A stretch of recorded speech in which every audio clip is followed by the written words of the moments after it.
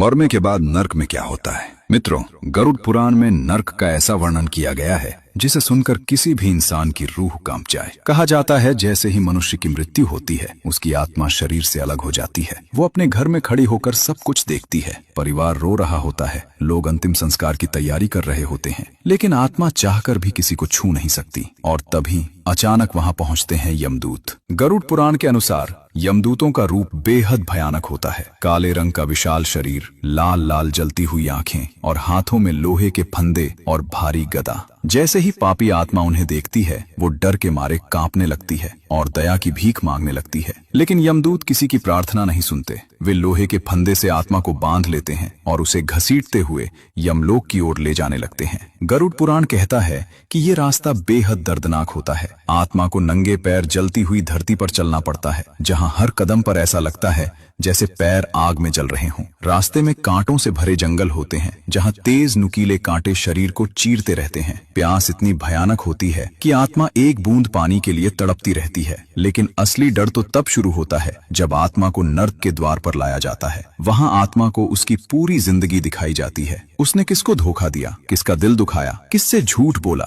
सब कुछ। और फिर शुरू होती है नर्क की भयानक सजा। गरुड़ पुराण बताता है कुछ पापियों को जलती हुई आग में डाल दिया जाता है, कुछ को उबलते तेल के कड़ाह में फेंक दिया जाता है और कुछ को तेज धार वाले हथियारों से भरे रास्ते पर दौड़ाया जाता है। वहां दर्द इतना भयानक होता है कि आत्मा चीख चीख कर दया की भीख मांगती है। उस समय आत्मा को अपने हर पाप याद आते हैं और वो रोते हुए सिर्फ एक ही बात कहती है, काश मैंने जिंदगी में पाप न किए होते। मित्रों, गरुड़ पुराण हमें डराने के लिए नहीं बल्कि सचेत करने के लिए ये सब बताता है। इसलिए आज से ही कोशिश करें किसी का दिल न दुखाएं, किसी के साथ अन्याय न करें और जितना हो सके अच्छे कर्म करें। क्योंकि याद रखिए, मृत्यु के बाद इंसान के साथ उसका धन नहीं, सिर्फ उसके कर्म ही जाते हैं। भगवान श्री हरि विष्णु के लिए वीडियो को लाइक शेयर जरूर करें।